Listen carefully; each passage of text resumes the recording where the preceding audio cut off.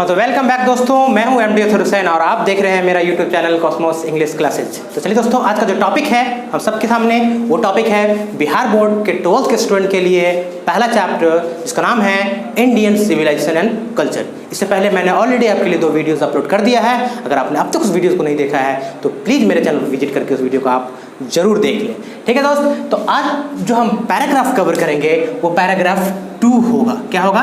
Paragraph 2 होगा। इससे पहले महात्मा गांधी के रिगार्डिंग एक इंट्रोडक्टरी वीडियो था और एक पैराग्राफ 1 कवर किए थे।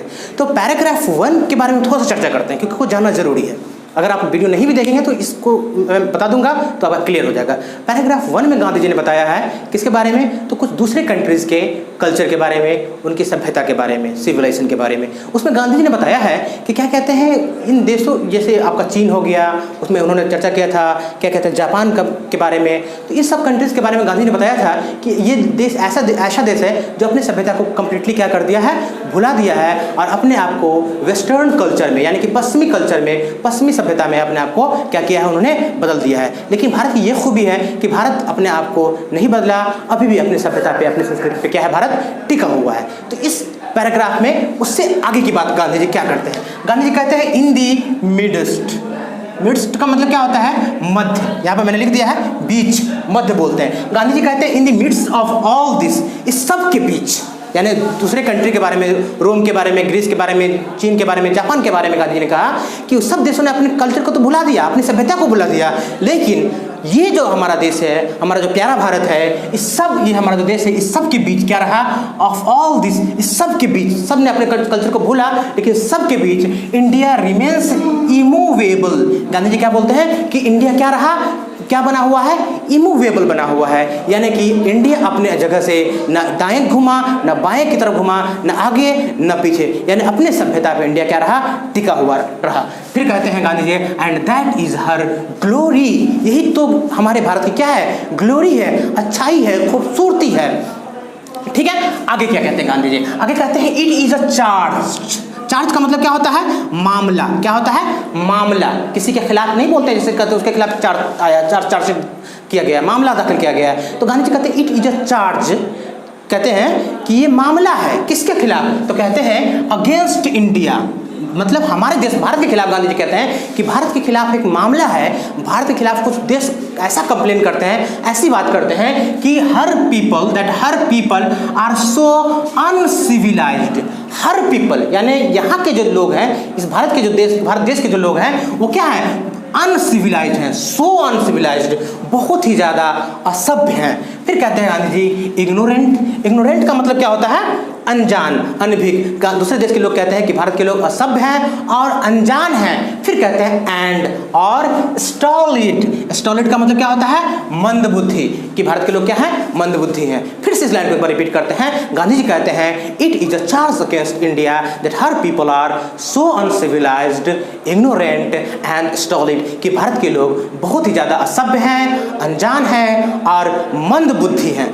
ऐसा क्यों कहते हैं? दूसरे देश के जो लोग बोलते हैं, ऐसा क्यों बोलते हैं भारत के लोगों के बारे में? इसलिए बोलते हैं कि कहते हैं कि दैट कि इट इज़ नॉट पॉसिबल, कि कहते हैं गांधी जी कि ऐसा वे लोग इसलिए सोचते हैं कि संभव नहीं है। It is not possible to induce them. क्या करना?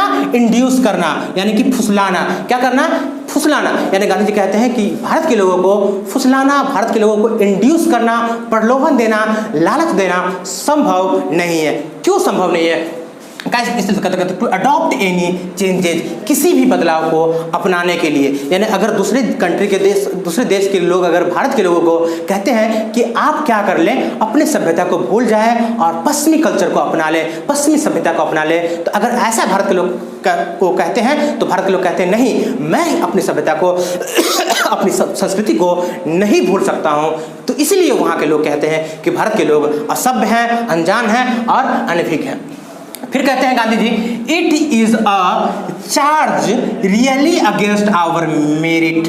कहते हैं ये जो मामला है दूसरे देशों का हम लोगों के खिलाफ, ये मामला कैसा मामला है? It is a charge really against our merit. Gandhi ji कहते हैं ये मामला कैसा मामला है? तो कहते हैं हम लोगों के खिलाफ, हम लोगों की योग्यता के खिलाफ मामला है। यानी वे लोग अगर ऐसा बोलते हैं कि भारत के लोगों को कोई भी चीज़ के लिए आप चाहते हैं कि ये भूल जाए अपने कल्चर को, तो ये पॉसिबल नहीं है और ये हमारी योग्यता के खिलाफ है, हमारी मेरिट के खिलाफ है, हमारी क्वालिटी के खिलाफ है। ठीक है।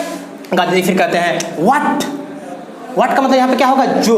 What we have tested. कहते हैं गांधी जी कि जो हमने टेस्ट किया है, यानी कि पाया है, तजर्बा किया है, what we have tested and found true.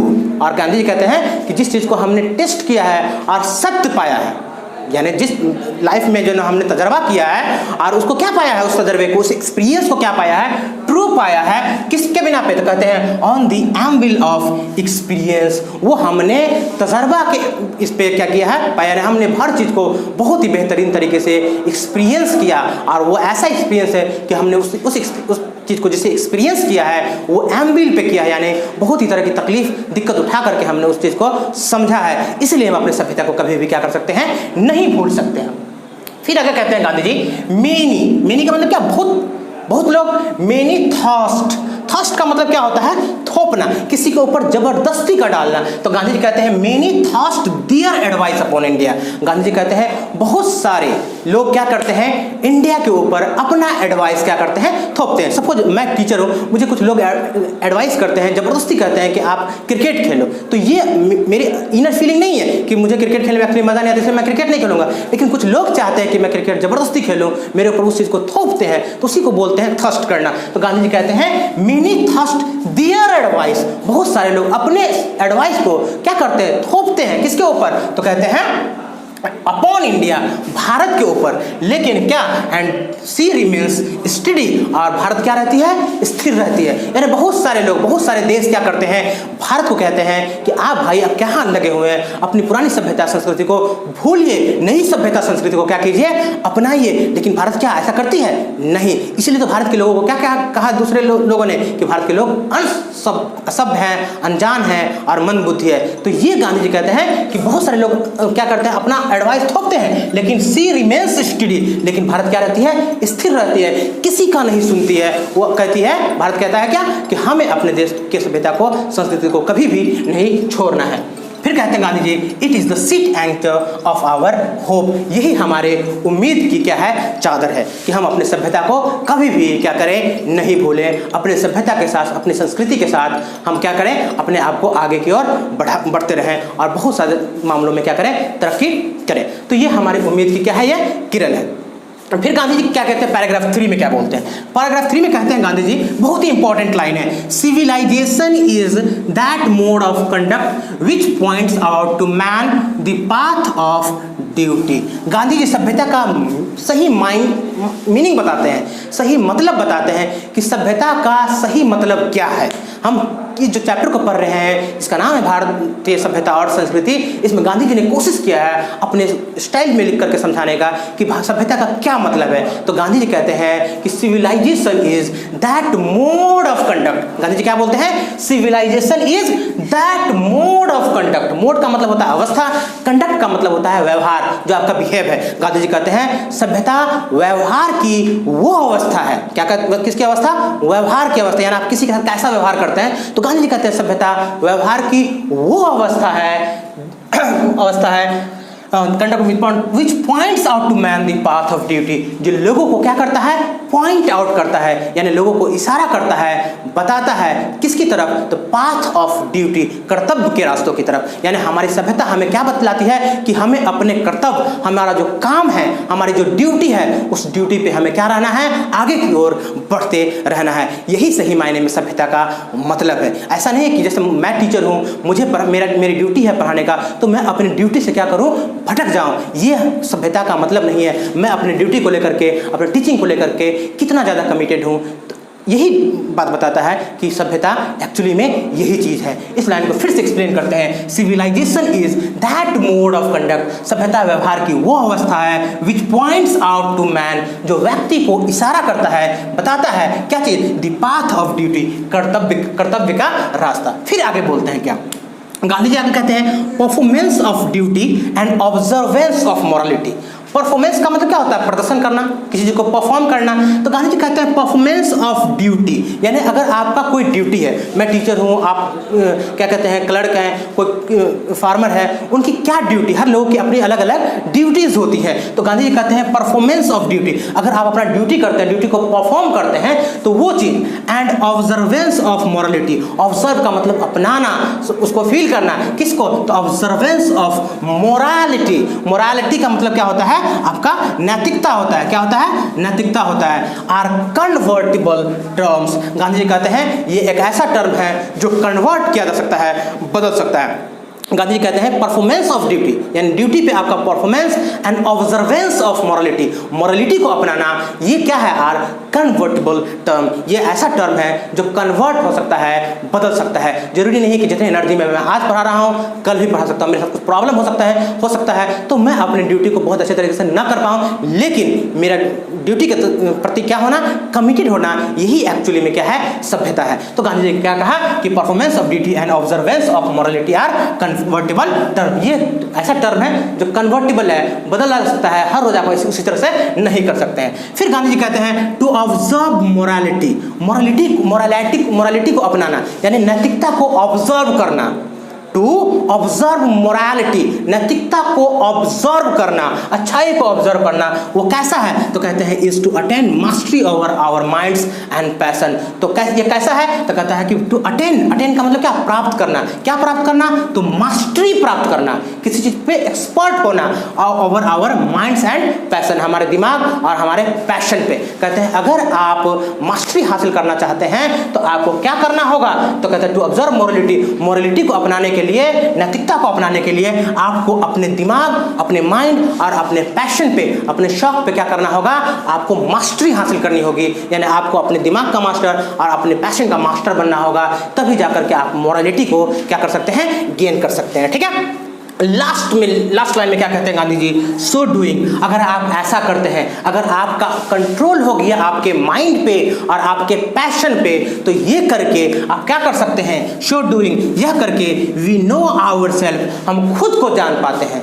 अगर आपने ऐसा किया तो आप खुद को समझ जाएंगे, और जब आप खुद को समझ गए तो फिर दुनिया में आप कहीं भी आगे जा सकते हैं, बहुत ही ज़्यादा तरक्की कर सकते हैं, बहुत ही बेहतर कर सकते हैं। तो ऐसा करके आप खुद को जान सकते हैं। वी नो आवर सेल्फ, हम खुद को जानते हैं। द गुजराती इक्विवेलेंट, अब किसके बारे में गांधी जी कहते हैं, गुजरात के बारे में, गुजरात के लोगों के बारे में कहते हैं। गांधी जी की पैदाइश कहाँ थी, गुजरात के पोरबंदर में। तो गांधी जी कहते हैं गुजराती के बारे में, द गुजराती इक्विवेलेंट, इक्विवेलेंट का मतलब होता है बराबर, फॉर सिविलाइजेशन। गांधी जी कहते हैं कि गुजराती के लिए सभ्यता का क्या मतलब है, एक गुजरात के लोग जो गुजरात से बिलोंग करते हैं वो सभ्यता का मतलब क्या समझते हैं। तो गांधी जी कहते हैं the Gujarati equivalent for civilisation means, Gujarati के लिए सभ्यता का मतलब है गुड कंडक्ट, मीन्स क्या, अच्छा व्यवहार। गांधी जी कहते हैं गुजराती के लिए अच्छा व्यवहार करना, किसी बड़ों के साथ, किसी छोटों के साथ बेहतर तरीके से सुलूक आना, बेहतर तरीके से पेश आना ही उनके लिए क्या है,